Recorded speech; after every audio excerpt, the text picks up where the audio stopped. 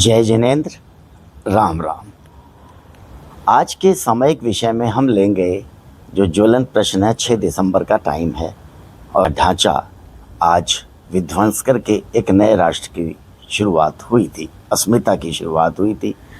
तो आज के सामयिक विषय में ये जो सब्जेक्ट हमें भेजा है, ये जयेंद्र जैन निप्पू चंदेरी में कवि हैं, विचारक हैं, सामाजिक कार्यकर्ता हैं।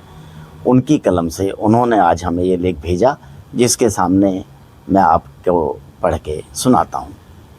भारतीय इतिहास का पन्ना जब जब अयोध्या की ओर पलटता है, तब केवल एक नगर नहीं, एक समूची सभ्यता अपनी स्मृतियाँ जीवित करती दिखाई देती है। राम का नाम इस देश में केवल एक देवता का नाम तो नहीं है, बल्कि मानव मर्यादा, संवेदना और राष्ट्र चरित्र का पर्याय है। ये आप सभी जानते हैं, राम को मर्यादा पुरुषोत्तम राम कहा जाता है। अयोध्या का विवाद क्या था, अब हम इसके बारे में जानते हैं। बाबरी ढांचे का गिरना और अंततः राम का निर्माण, राम मंदिर का निर्माण, इन तीनों घटनाओं को यदि एक सूत्र में बांधा जाए तो ये भारत की आस्था, न्याय और राजनीतिक परिपक्वता तीनों के संयुक्त विकास की कथा बन जाती है। अयोध्या का विवाद कोई आकस्मिक नहीं था। 1528 में जब मीर बकी द्वारा मस्जिद बनाई गई, तब से ही ये स्थल दो दावों का केंद्र रहा। एक ओर इतिहास और पुरातत्व, दूसरी ओर उपासना और परंपरा, दोनों मिलकर एक ऐसा ताना बाना बुनते गए जिसे मिटाया नहीं जा सका। कवि और लाखों ने ये अनुभव किया कि जिस क्षण की प्रतीक्षा पीढ़ियों ने की, वो पूरा हो गया। राम मंदिर भारत में किसी मतांतर को बढ़ाने नहीं आया था, वो आईना बनाकर आया, जो हमें याद दिलाता है कि हमारी जड़ें कितनी गहरी हैं और हमारी सभ्यता कितनी पुरानी है। राम तो उसमें एक पड़ाव मात्र थे, उससे भी पुरानी हमारी परंपराएं रही हैं। ये मैं अपनी तरफ से कह रहा हूँ। एकता ही धर्म है। आज मैं केवल एक बात कहूँगा, राम मंदिर किसी की पराजय का नहीं, ये भारत की सद्भावना की परीक्षा है।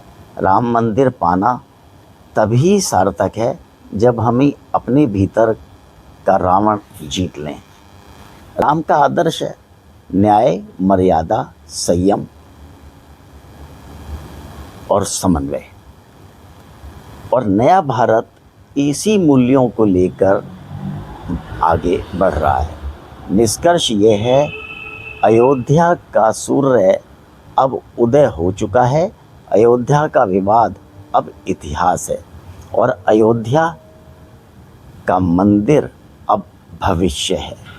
मोदी युग ने केवल एक मंदिर ही नहीं बनाया, उसमें भारतीय जनता को, आस्था को, आत्मविश्वास की राजनीति को भी स्पष्टता दी। ये मंदिर बताता है कि सत्य देर से जीतता है, पर पराजित कभी नहीं होता। आस्था को दबाया तो जा सकता है, पर पूरी तरीके से मिटाया नहीं जा सकता।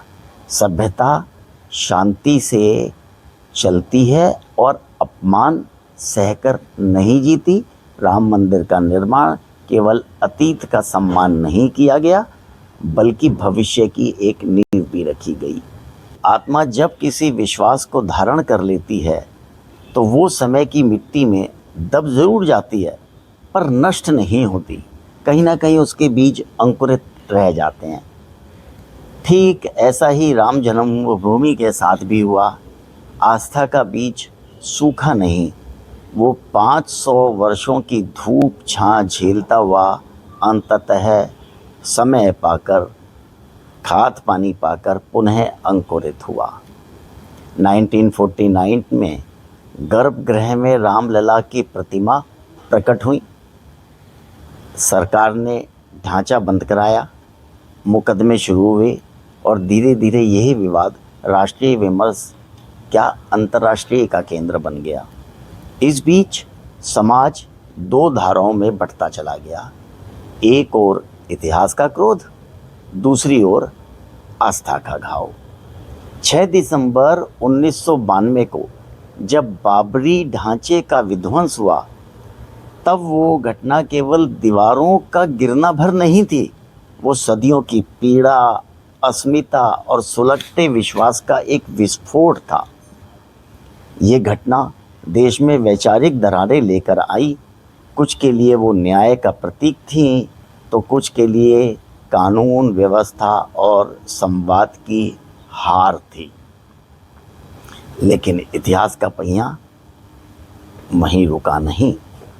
2019 में सुप्रीम कोर्ट का निर्णय किसी समुदाय की विजय नहीं, बल्कि भारतीय न्यायशास्त्र की परिपक्वता की जीत माना जाए तो ठीक है।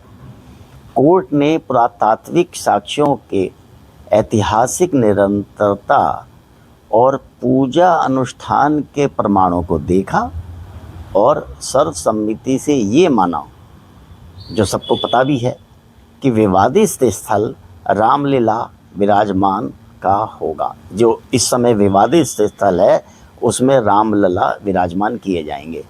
मस्जिद के लिए ये अब रहा ये मस्जिद का सवाल कि कहाँ मस्जिद, कहाँ उनकी भी जब कुछ सालों से चली रही थी पूजा अर्चना, उनका अपना नमाज चल रही थी, तो उनको 5 एकड़ भूमि अलग से दी गई। ये निर्णय किसी कटुता पर नहीं, बल्कि सत्य और संतुलन पर आधारित था। ये वो क्षण था जब देश ने पहली बार देखा कि यह विवाद राजनीतिक नहीं, समाधान चाहता है। ये राजनीति नहीं चाहता, समाधान चाहता है। इसी में क्या हुआ कि पहले ये लंबित चलता रहा, केस चलता रहा, फिर आया मोदी युग। मोदी जी ने ठानी कि हमें ये काम करना ही करना है। तो मोदी युग में सांस्कृतिक पुनर्जागरण की एक धड़कन शुरू हुई। मोदी युग का उल्लेख किए बिना राम मंदिर की यात्रा हमारी अधूरी ही समझी जाएगी। 2014 के बाद भारत में एक नया सांस्कृतिक आत्मिक जन्म लेने लगा। यह आत्मविश्वास किसी एक धर्म का नहीं, बल्कि उस भारतीय पहचान का था जिसे लंबे समय तक उपेक्षित, संकुचित या दबी आवाज़ में देखा गया था। उससे पहले हम कितने दबे हुए थे, हमारी अस्मिता कितनी दबी हुई थी, ये किसी से छुपा हुआ नहीं है।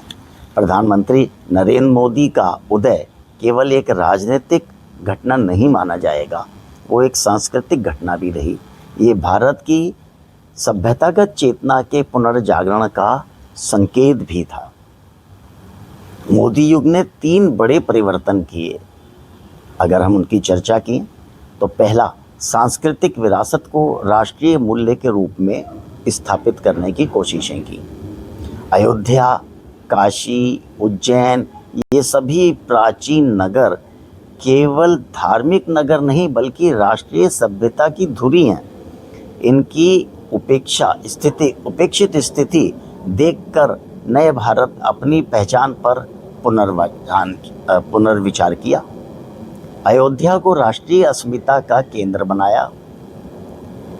अयोध्या अगस्त 2020 में जब प्रधानमंत्री मोदी ने भूमि पूजन किया, तो उस दिन केवल एक मंदिर की नींव नहीं पड़ी, बल्कि हजारों सालों से दबी कुचली अपमानित सांस्कृतिक स्मृति की मुक्ति भी हुई। अब हम आगे चलते हैं। उनकी साधक भावना, सामायिक वाणी और राम काज कीन्हे बिना जैसे भाव इस घुटन को राजनीति से अधिक आत्मिक बना गए। विश्वास, विकास और आस्था को साथ जोड़ने का उन्होंने मंत्र दिया। राम मंदिर का निर्माण केवल आस्था का पुनरुद्धार नहीं, अयोध्या का नया रूप, विश्व स्तरीय आधारभूत ढांचा, नया हवाई अड्डा, विशाल कॉरिडोर और संस्कृत नगर, ये दर्शाता है कि नए भारत में आस्था और विकास एक दूसरे के सहचर हैं, विरोधी नहीं। आस्था के साथ विकास भी जारी रखा जा सकता है। कहने का आशय ये है, राम मंदिर केवल पत्थरों का नहीं, आत्मा का भी मंदिर बना। 22 जनवरी 2024 का वो दिन को प्राण प्रतिष्ठा का समारोह जिस भव्यता से हुआ था, वो केवल धार्मिक आयोजन नहीं था, वो भारतीय मन की तृप्ति का एक क्षण भी था।